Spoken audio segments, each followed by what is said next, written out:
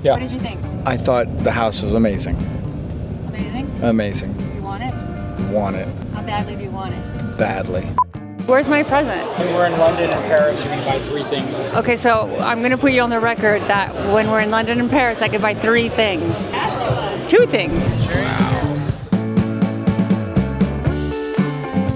Welcome back to my channel, guys. I'm so excited because guess what? I'm really excited you're here because today we are going to tour this mid-century marvel of a house. This potentially could be my house. As you guys know, we're constantly looking for the perfect single-story home. This house was owned only by one person. He built it in the early 60s, bought the land in 1958, and there have been no other owners in this property. So let's go tour it and see if this is worth purchasing. It is tremendously expensive, but it's once in a lifetime opportunity to be able to get a mid-century single-story home. Obviously, it's going to need a lot of work, but we are on one of the best streets in Los Angeles. This is arguably the best street in Los Angeles, in Beverly Hills. Okay, so let's go. Here's the entrance. Devin's already inside. And here is the house. First of all, it's very quiet. It's very well insulated. You've got this, obviously, stone. This was very hot in the 60s and 70s. My house growing up, which was a mid-century house, had this stone as well as our fireplace, so it reminds me of home, honestly. It's been staged, which they didn't even need to stage it because they've already had 3 offers. So this is almost identical to the fireplace of my parents' house. This is where I kind of grew up, and I grew up around the corner. So, I mean, guys, look at this. I don't know if this is staged, Studio 54. I bet you this is a staged art, but look at this bar. You go down.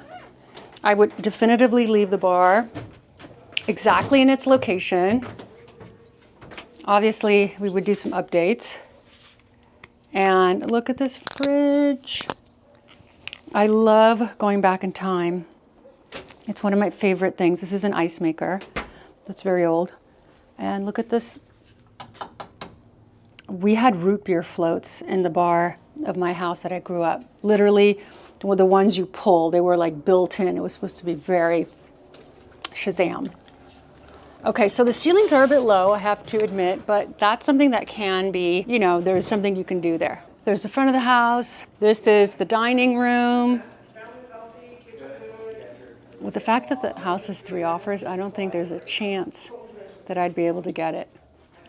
You know, you've got some rain damage. You've got the popcorn ceilings. So you know this is going to be a lot of work, but considering there's only been one owner. All right, so this is like a built-in. I'm going to go towards the back. This is a door, leads into the very well-preserved garage, very clean. So the grandchildren of the owner passed away, and the grandchildren are the ones who inherited this house, and they're going to be the recipients of the cash for the sale of this property. Okay, so this is the maid's quarters. There were always maid's quarters in the 70s and in the 60s. Not so much anymore. People do not have live-ins. And then, of course, that would be the maid's bath. This is the laundry, which no longer is here. And then here's the kitchen. That was obviously updated in the 80s. Like, we need an update. We're going to get whitewash and stainless steel. So that was, and a trash compactor. This is obviously original from the 60s. And this is like a grill. It's like a parrilla. For those of you from Argentina, this is where you do chorizo, right? And of course this desk, like who is working in a kitchen? I still don't understand why people have desks in a kitchen. The outside is very special, but before we go to the outside, let me show you the rest. There's a corridor with a bunch of bedrooms. Jack and Jill. I love Jack and Jill's. Guys, look at this. This was like the thing. These have been replaced. The floor, I think, has been replaced. But the rest is intact. Look at that. Back then, everything was so chopped up. They're like, the more rooms you have, the better. Look at this. This looks to be Full House that was added on later, maybe? I don't know. Maybe it was here since the early 60s. Probably, look. This was like, wow, we've got a stereo system. And no, this is a communication system. I'm going to communicate with Jill, God bless her soul, Rich, or the bar, the guest room, or the patio. And this was like, wow, I can talk to other rooms. The communication is impeccable. Another fireplace. And here's the pool area. That we're gonna go look at that because that is what makes this. So it's a very big piece of land. I would say, I think they told me it's almost over half an acre. Let's ask. How big is the land? Just over 20,000. Over 20,000. Just over 20,000. Okay, so a little bit bigger than half an acre. Here's the pool. You basically are buying this property for its land because I don't know how you'd be able to save this house, honestly. It's not like a Neutra house, which we saw yesterday, by the way, when we went to an event. That was incredible. Like that house, you keep forever. This house doesn't seem to have architectural significance and needs a tremendous amount of work, almost to the point that you want to give an ode to it, maybe bring back a mid-century home, but you would have to do a lot of work. But I just love seeing them in their the way that it was lived in. Imagine all the parties. Let's go into the primary. And the planks, you guys, as I always talk about, the size of the planks. These look to be about 3.5, 4 inches, or maybe less, 3 inches. 3-inch planks were the norm. This reminds me of the other house that we saw together. I don't know if you guys saw that one. So there was always a room before the bathroom. The powder room always has a little entrance. And that's because if someone were to walk in, it's not awkward. They can wait here for someone else to come out and then they can powder their noses. Then you have a door that goes down in this room. Another bathroom obviously hasn't been touched. And this is a lined office or a library, shall we say. Very nice room. And now we're gonna go into, I love looking inside the closets. Do you guys remember these handles? Oh my God, look at the tassels. Look at the tassels. Let's go look at the primary. Here's another bedroom. On the way. Carpet in the bathrooms. We had it too. It was the way to go. I mean, can you imagine carpet in the bathroom, like with the toilet there? I just don't know what people were thinking. This looks like it was replaced, but look, this is the original medicine cabinet. Oops, medicine. And this is the original soap and toothbrush holder. Okay, now we're gonna go into the primary. There's yet another bedroom. No, this is a linen closet. Here's the primary, very cool. Those seem to be original. They staged it, obviously. 2 doors into primary bath, which was redone in the 80s when they redid the kitchen. They said, look guys, Miami Vice, Don Johnson is here to stay. And that's when they redid it. Fit check, now that we're here. I'm wearing the A Goldie size 24. Pants will link.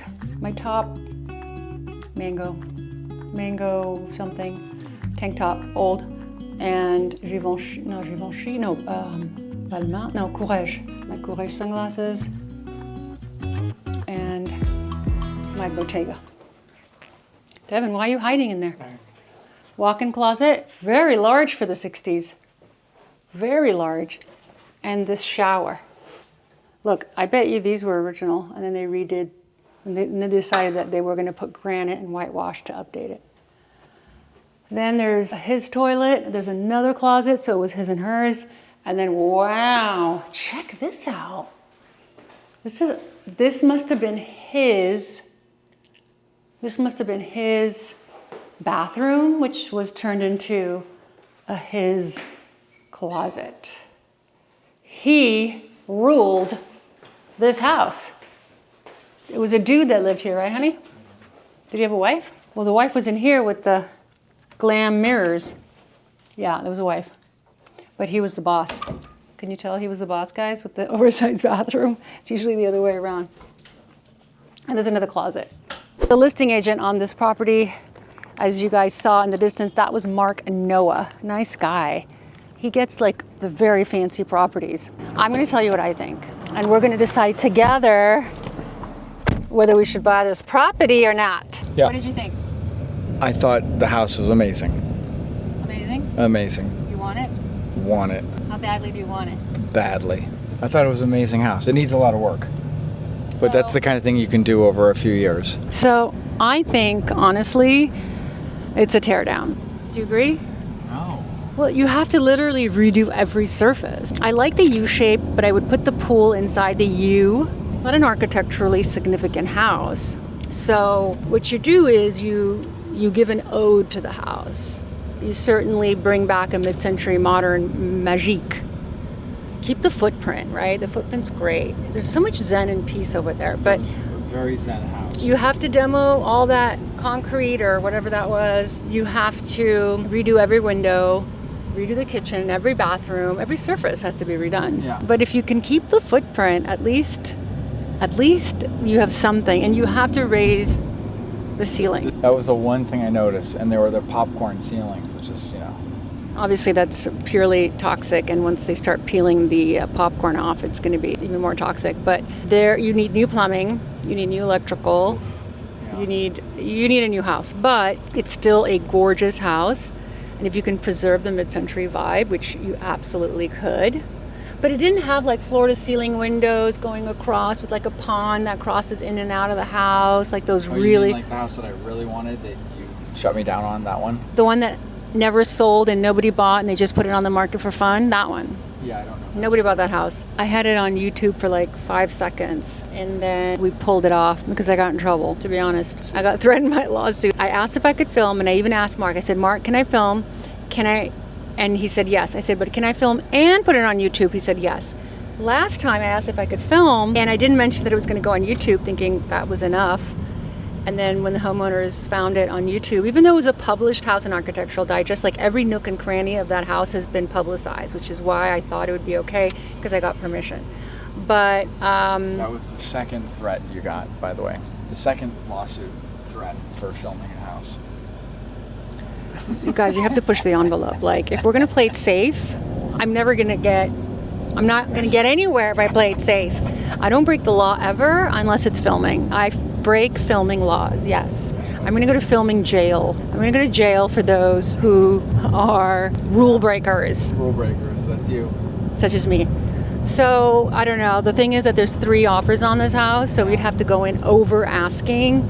And we're not prepared to do that because we still have a house we'd need to sell. So I don't know. We'd have to look, if we loved it to death, like we couldn't think straight and we were shaking, which happens to me, and it happened to me once on Sunset. And to this day, I'm shaking about it. And Devin didn't feel this house.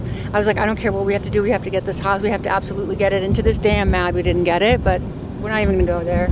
Unless we're shaking, we're not going to start moving mountains. Yeah, we're looking for the perfect house. And that house was a very good choice, but I think under the conditions it's quite expensive.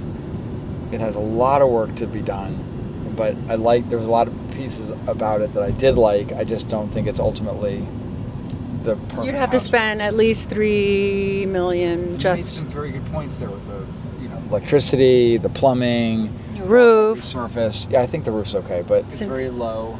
The ceilings are low, so if you want to up the ceilings, you're going to have to do a new roof, and chances are you're going to want a new roof. Every new windows, new electrical, new plumbing, new HVAC, new everything. Anyway, but you know what this means? We're going to keep looking, guys. We're going to keep looking until we find it, and then we're going to design it together, and that's going to be the highlight of my life. Okay, we're now gonna get ready and go to dinner, yes, for my birthday. So this is like a blog that keeps going because there's another blog that ended that was on my birthday. But this is a new blog that starts on the same day, but a new blog. So it's not that I have 2 birthdays a year, it's that it's the same day. We just got home and look at my dog, going crazy. Oh, yes, yes, yes. Oh, yes, yes, yes, mommy's home. He literally jumps in the air. All right, what's everybody getting? Max, you're getting the filet mignon? I'm getting the entire paycheck's worth. Entire paycheck's worth. Oliver Mann, what are you getting? Devin, what are you getting? I think I'm gonna get the ribeye. Ribeye? I think I'm gonna get the filet mignon. Guys, we are at Cut, It's like a week. which is at the Beverly Wilshire Hotel, and it's a celebration of moi. Wait, where's my present? When we're in London and Paris, you can buy 3 things and say it's worth it. Okay, so I'm gonna put you on the record that when we're in London and Paris, I could buy 3 things. 2 things. Thank you so much. Espresso martini. Son, are you of age? No. Yes, he is of age. I am extremely proud and lucky to be alive, for one thing. Yeah, I feel grateful every day that I wake up and I'm still here. And I'm grateful that my children are productive members of society. Everybody's excited for their steak. We got a 50-ounce tomahawk wagyu of some sort. There's going to be more beef than we know what to do with. But what I was going to say is I am extremely proud of my children for being such good kids, so responsible, and I've done my job. I've done my job as a mother. If I were to die tomorrow, I'm good. I did it. I'm good.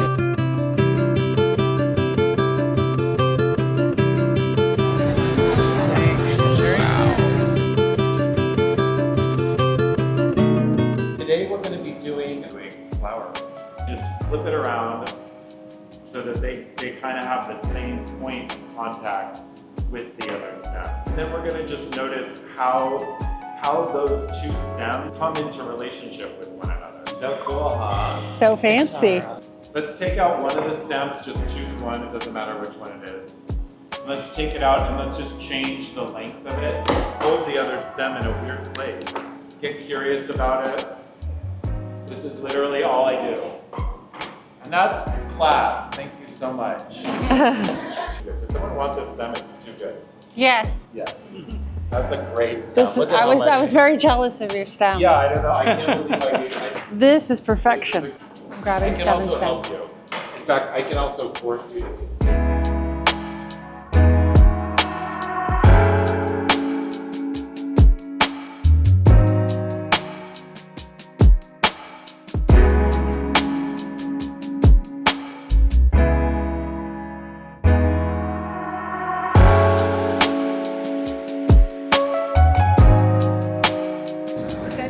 Pink, so I'm adding the pink.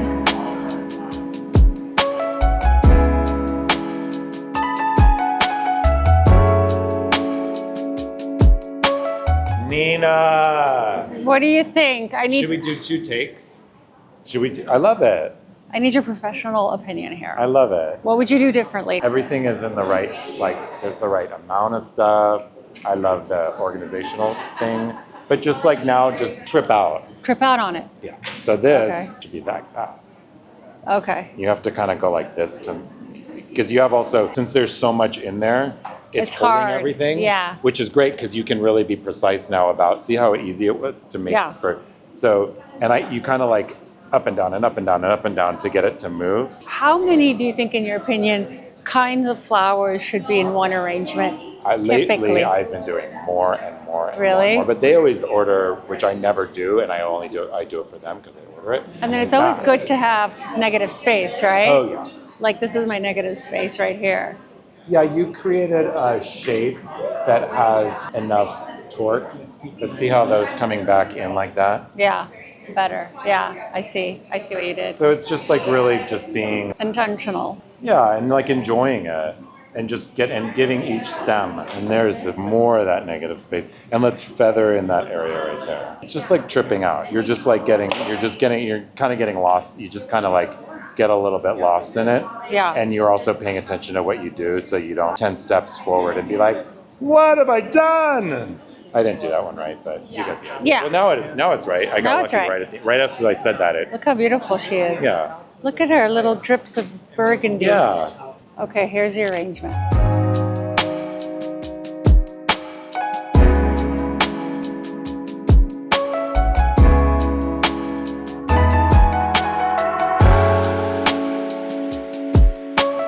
Let's go to the cafe. Oh, that's beautiful too. That is very pretty. I love this. The vessel? Oh, it's like a wood? It's like a piece of wood. Look at how original. The only problem with hydrangeas is that they don't last that long. Yeah. So like in a day or two, depends. Sometimes they live longer than others, but I love it. So many good things. I have to walk in here. This is like unbelievable. It's garments that people wear in Africa and they're turned into sculptures. They are absolutely stunning. How original and beautiful. That one is even more incredible. My favorite lights.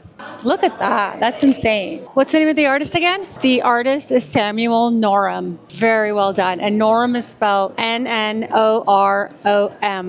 Cotton twine and African prints. Beautiful. They're LED inside? It's neon actually. Neon. Yeah. But it's light. Yeah, there's a Oh, wow. little dimmer here, so you can make it more dim. I'm obsessed. Yeah, they come in a bunch of colors. It's from Italy, from Milan. Of course. These are Yum. our new leathers. This is like the one we're doing. We are going to a very fun event for Aesop, and we're going to see some interesting architecture. So I thought this would be the perfect place to bring you guys. We're in Los Angeles, and follow me. We have to take a bus because where we're going, there is zero parking. So, and I brought both of my assistants with me today, and we're in good company, and we're having fun, laughing, telling jokes. Where did I go? It smells so good. Smell of heaven, shooting stars. Are we going into heaven? We are going into heaven, or realizing we've been here the whole time. Guys, this is a Neutra house, and it's called the Bonnet House because it's built into the hill. It was built in 1941, 1942, and it's one of the more significant architectural homes that exist in Los Angeles. So we are very lucky and excited to be here, and it has been preserved pretty well. It's a very small 2-bedroom, 2-bath house. And it's very special to be able to come here, which is why Aesop is doing an event here. So we'll give you a little tour of what this space looks like. Thank you. Thank you. What is it? Vegan agua chili. Chili? Agua chili. Like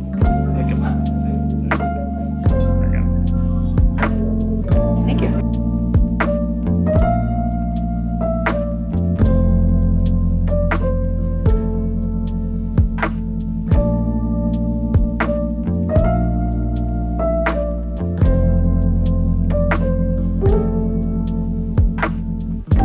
What's interesting about the Neutra house is that it has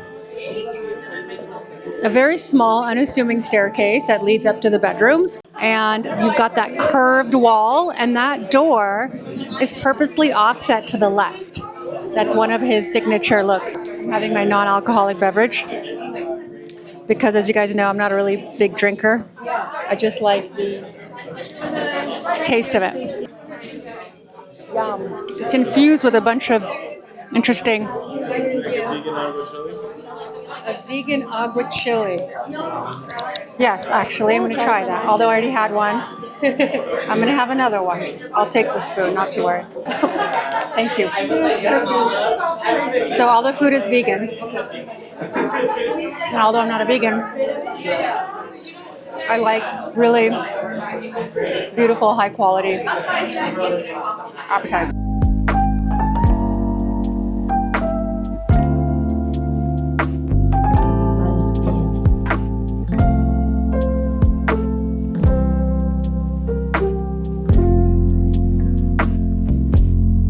Okay guys, I'm going to give you a behind the scenes peek of the Neutra kitchen, which obviously has been updated.